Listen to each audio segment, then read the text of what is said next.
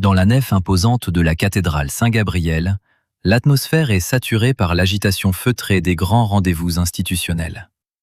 À exactement 11 minutes du début de la plus grande messe dominicale du diocèse, les caméras de télévision ajustent leurs angles, les choristes se rassemblent près du sanctuaire et une lumière cérémonieuse baigne les rangées méticuleuses de plus d'une centaine d'enveloppes couleur crème disposées sur une table latérale. Chacune renferme un carton lourd bordé d'or et marqué d'une croix en relief, promettant en lettres élégantes un souvenir spirituel perpétuel sous l'égide de la prestigieuse Alliance de la Miséricorde éternelle. C'est dans ce cadre d'une perfection bureaucratique et liturgique millimétrée que le pape Léon XIV prend des mains tremblantes d'une veuve de 78 ans un certificat à bordure dorée. Margaret Doyle a les cheveux gris soigneusement épinglés derrière les oreilles, un sac à main en cuir usé serré sous le bras et l'expression embarrassée de ceux qui redoutent d'attirer l'attention. Elle vient de tendre ce carton au souverain pontife, murmurant qu'elle ne voulait pas causer de problème, alors qu'elle tient encore dans ses doigts un carnet dont le premier chèque a déjà été arraché. Face à elle, debout à quelques pas seulement, se tient l'évêque Augustin Mercer, un prélat à la réputation bâtie sur 37 années de retenue, d'attention pastorale et d'une maîtrise absolue des rouages ecclésiaux. Lorsque Léon XIV tourne les yeux vers lui et pose une question directe, Mercer esquisse ce sourire calme des hommes habitués à désamorcer les questions difficiles sans jamais paraître troublé. Il soutient que Madame Doyle n'a rien acheté, qu'il ne s'agit que d'une offrande volontaire et que le certificat ne fait qu'attester ce don. Mais lorsque le pape exige de connaître le montant exact, le chiffre brise net la façade officielle. 32 000 $. Une somme colossale pour garantir, selon les promesses de la fondation diocésaine, que des messes et des prières resteraient attachées pour toujours au nom de sa sœur Ruth, emportée par un cancer en février. Le véritable choc survient quand Margaret avoue la phrase glissée par un représentant de l'Alliance, demandant si elle souhaitait passer le restant de ses jours à se demander si elle aurait pu faire davantage pour la défunte. À 9 minutes de la célébration, alors que le protocole exige l'ouverture des portes, le pape s'assoit sur le premier banc et refuse le début de la messe tant qu'il ne saura pas ce qui a été vendu à ses fidèles. Face au refus de l'évêque de différer l'office, Léon XIV exige le registre des donateurs. En 7 minutes, un classeur noir à anneaux est déposé devant lui, révélant la machinerie interne du programme. Les noms y sont classés selon des échelons tarifaires: alliance d'argent, alliance d'or, alliance apostolique, flanquée d'annotations manuscrites précisant le veuvage récent, l'isolement familial, les diagnostics terminaux et la mention explicite de biens immobiliers détenus sans hypothèque. Le total de l'exercice précédent affiche plus de 6 800 000 $ pour un cumul avoisinant 18 millions. Face à ce qu'il qualifie de reçu là où le ciel ne saurait être à vendre, Léon XIV annule immédiatement la cérémonie de bénédiction des donateurs. Quelques heures plus tard, dans l'austérité d'une salle de conférence diocésaine où Mercer s'entoure d'avocats et du directeur financier, le conflit théologique et éthique éclate. Mercer s'abrite derrière des arguments institutionnels rodés, affirmant que l'Église ne vend aucun salut, mais invite au sacrifice pour financer l'évangélisation et les projets d'avenir, tout en admettant que sur près de 7 millions récoltés l'année passée, seuls 480 000 $ ont été alloués à l'action caritative directe. Mais en inspectant les bureaux de la Fondation, Léon XIV met la main sur un classeur bleu délaissé, vestige d'une initiative abandonnée de clinique de santé gratuite, rédigée jadis par une ancienne infirmière, Eleanor Hayes, prévoyant à l'origine un registre de prières totalement gratuit pour les malades démunis. C'est alors qu'un collaborateur annonce qu'un transfert irréversible de 6 400 000 $ de ces fonds vers une dotation immobilière permanente est prévu pour le lendemain à 15 heures précises. L'enquête bascule dès lors dans une course contre la montre. Qui a véritablement transformé le réconfort spirituel en une marchandise lucrative? Et comment une institution a-t-elle pu substituer la manipulation du deuil à la promesse originelle de la miséricorde? Le lendemain matin, le pape Léon XIV ne commence pas sa journée entouré de juristes, mais sur le seuil modeste d'une petite maison en briques, dont les marches d'entrée ont été réparées avec 2 ciments de couleurs différentes. Lorsqu'Emily, la fille de Margaret Doyle, ouvre la porte, sa stupeur s'efface en apercevant sa mère qui se tient en retrait derrière le pontife. Entre la mère et la fille, un silence pesant s'est installé depuis 8 mois, né d'une violente dispute au chevet d'hôpital de Ruth. Emily avait tenté d'empêcher sa mère de verser 32 000 $ à l'Alliance, déclenchant des accusations réciproques d'âpreté au gain et de crédulité aveugle. Dans la cuisine, le regard de Léon XIV est immédiatement attiré par une facture médicale impayée, fixée au réfrigérateur par un aimant en forme de pomme. Le montant s'élève à un peu plus de 2 000 $, laissé par Ruth, qui refusait souvent de prendre ses traitements pour ne pas endetter ses proches. La confrontation visuelle entre cette facture oubliée et le certificat à bordure dorée posé sur la table révèle la violence du système sans qu'un seul mot soit prononcé. Margaret avoue alors d'une voix brisée qu'elle ne pouvait pas guérir le cancer, ni changer les diagnostics des médecins, mais qu'un homme au téléphone lui avait offert une dernière chose à accomplir pour sauver sa sœur terrifiée par la mort. Cet homme s'appelle Daniel Russo. Convoqué à midi dans les bureaux diocésains, cet employé de 39 ans, récemment privé de ses accès par l'évêché, arrive brisé et renonce à toute défense. Devant Margaret et sa fille, il détaille avec une précision clinique la méthode qui lui a été inculquée pendant 6 ans. Ne jamais parler d'argent au premier contact, observer les dossiers paroissiaux, repérer les successions sans hypothèque et identifier les familles dont les enfants vivent au loin. Leur consigne explicite était de trouver la blessure avant de mentionner le don, transformant le deuil, la solitude et la peur de la mort en données stratégiques exploitables. Daniel dévoile alors les photographies du tableau de bord interne de la fondation, recensant plus de 2000 donateurs potentiels sous une colonne froidement intitulée « Point d'entrée émotionnel ». Il confesse la prime de 800 $ créditée sur son compte le soir même où Margaret l'appelait pour vérifier que le nom de Ruth était bien inscrit, une commission interne qui l'avait empêché de dîner auprès de sa propre épouse. Plus accablant encore, Daniel révèle les origines étouffées du projet. L'Alliance de la Miséricorde devait initialement financer des dispensaires mobiles gratuits imaginés par Eleanor Hayes, une infirmière retraitée de 81 ans dont le mari, Thomas, était mort du diabète après avoir dû couper ses comprimés en 2 pour survivre. En rendant visite à Eleanor dans son modeste logement pour retraités, Léon XIV découvre une ancienne photographie où un jeune évêque Mercer pose aux côtés du couple avec cette dédicace manuscrite au dos. La miséricorde doit toucher le corps aussi bien que l'âme. La vérité éclate dans toute sa rigueur. Mercer n'avait pas hérité d'un système corrompu. Il avait sciemment dévoyé une œuvre de pure charité dès lors qu'il avait constaté que l'angoisse de la mort rapportait des millions, là où le soin des indigents n'attirait que l'indifférence des donateurs. À 14h46, avec le classeur bleu d'Eleanor sous le bras, Léon XIV retourne à la cathédrale alors que le transfert irréversible de 6 400 000 $ doit être scellé à 15h. À 14h28, le pape Léon XIV pénètre de nouveau dans la salle de conférence des bureaux diocésains où l'atmosphère s'est alourdie de toute la pesanteur d'un pouvoir aux abois. L'évêque Augustine Mercer l'attend déjà, raide et impassible, entouré des administrateurs et des juristes rassemblés à l'étage pour valider les actes notariés. Les documents du transfert définitif sont prêts, disposés avec ordre, attendant la signature prévue à 15h précises. Sans un mot de préambule, le pape avance vers la table et y dépose 3 éléments. Le certificat à bordure dorée de Margaret Doyle, le vieux classeur bleu d'Eleanor Hayes et la photographie jaunie montrant Mercer, bien plus jeune, aux côtés de Thomas Hayes lors d'une kermesse paroissiale. Le regard de l'évêque se fixe sur le cliché d'autrefois et le silence s'épaissit tandis que Léon XIV pose une unique question, tranchante comme un couperet. Quand la miséricorde est-elle devenue un produit commercial ?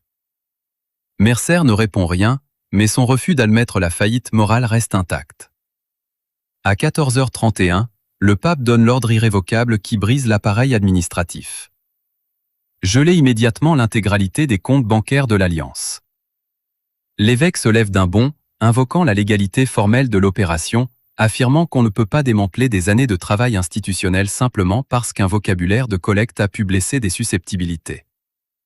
Face à cette ligne de défense bureaucratique qui tente de masquer la manipulation sous couvert de rigueur juridique, Léon XIV oppose le poids brut des faits. Ces fonds n'appartiennent pas à la structure, ils ont été extorqués à des personnes terrorisées par le deuil. À l'argument de l'offrande librement consentie, le souverain pontife réplique qu'on leur demandera de nouveau leur avis lorsqu'elles ne seront plus submergées par la peur. Le transfert de 6 400 000 $ est formellement bloqué. Mais plutôt que de régler ce litige financier dans le secret d'un cabinet feutré, le pape exige que la vérité soit exposée au grand jour. À 15 heures, dans la salle paroissiale située sous la cathédrale, aucun journaliste ni photographe officiel n'a été convié. Sur ordre de Léon XIV, ce sont les familles ciblées par la Fondation qui occupent les rangs. Margaret est assise aux côtés de sa fille Émilie, Daniel Russo se tient immobile au fond de la pièce, et Eleanor Hayes serre le classeur bleu sur ses genoux. Tous les certificats dorés confisqués ont été empilés dans un simple carton d'emballage. Au niveau du sol, refusant l'estrade d'apparat, le pape convoque Mercer et Margaret devant l'assistance pour une confrontation directe. Lorsque Léon XIV demande à l'évêque si Margaret aurait pu obtenir ses prières sans verser 32 000 $, la réponse négative de Mercer résonne dans un silence de plomb. Margaret témoigne alors de sa détresse face à la mort de sa sœur, révélant qu'elle n'achetait pas des mérites célestes, mais un soulagement face à sa propre angoisse et l'illusion de pouvoir encore agir. Dévoilant le projet initial des cliniques de santé étouffées par ambition financière, Léon XIV rappelle les mots écrits jadis par Mercer lui-même. Privé de ses certitudes, acculé par le regard d'Éléanore qui lui demande ce qui s'est passé, l'évêque s'effondre intérieurement, admettant enfin que le succès financier avait fini par supplanter la mission première. La vérité désormais mise à nu exige une rupture totale, et le pape s'apprête à prononcer la sentence qui doit anéantir l'édifice des faux privilèges. Dans la salle paroissiale sous la cathédrale, la confrontation atteint son point d'incandescence morale. Face à une assemblée suspendue à chaque inflexion de voix, le pape Léon XIV expose sans détour la sentence qui redéfinit entièrement la responsabilité de l'institution. Il annonce que chaque donateur identifiable de l'Alliance sera immédiatement contacté, non pas par les commerciaux de la fondation diocésaine, mais par une équipe indépendante chargée de la restitution. À chacune de ces familles sera présentée une explication brute et sans fard de la manipulation dont elles ont été l'objet, accompagnée de la proposition formelle de récupérer l'intégralité des fonds encore recouvrables, sans pénalité spirituelle, sans retrait des noms et sans le moindre chantage sur la mémoire des défunts. Le registre des prières, quant à lui, est maintenu, mais rendu universel et définitivement gratuit. Quant aux sommes non restituables directement, gains financiers, réserves et biens immobiliers accumulés sur la détresse humaine, elles ne serviront ni à bâtir un nouveau centre de retraite, ni à financer les campagnes médiatiques de l'évêché. Elles seront intégralement réaffectées pour accomplir la promesse originelle bafouée. Le projet des dispensaires mobiles de l'initiative de la clinique de la miséricorde. Se tournant vers Eleanor Hayes, assise en silence avec le classeur bleu de son mari Thomas sur les genoux, le souverain pontife confirme que les unités de soins porteront le nom pour lequel Thomas s'était battu. Mais la déconstruction de la façade institutionnelle exige un acte tangible. Léon XIV s'approche du carton rempli de cartons dorés et appelle Daniel Russo. Il place une déchiqueteuse de documents près de la table et demande à l'employé repenti d'aider à défaire ce qu'il a contribué à bâtir. Margaret Doyle s'avance la première avec son certificat à 32 000 $. Les mains de Daniel tremblent lorsqu'il le reçoit et murmure son pardon, auquel la vieille femme répond par un constat dévastateur dans sa simplicité. « Je vous avais cru ». Lorsque le papier commence à être broyé, entraînant la bordure dorée puis le nom de Ruth, Margaret tressaille d'effroi.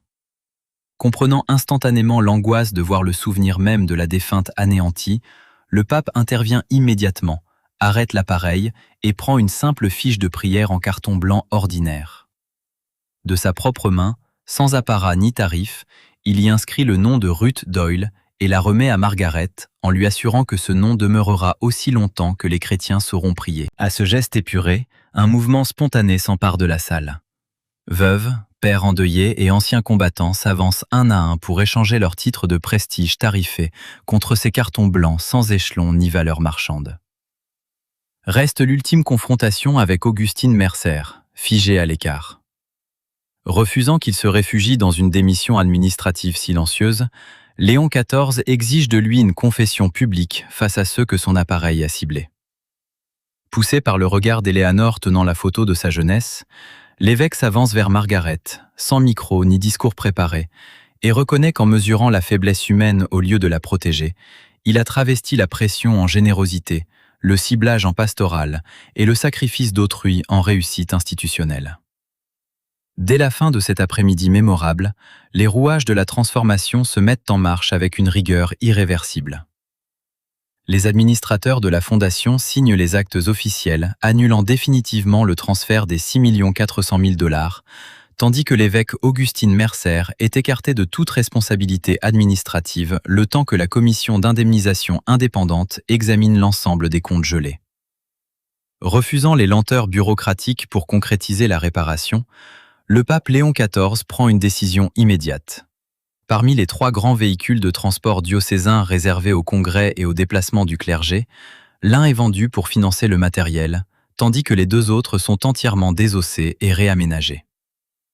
Ils sont équipés de salles d'examen, de matériel de laboratoire de base, de rampes d'accès pour fauteuils roulants, de réfrigérateurs pour les médicaments et de postes de dépistage auditif, ne portant aucune dorure, mais seulement 2 mots peints avec sobriété.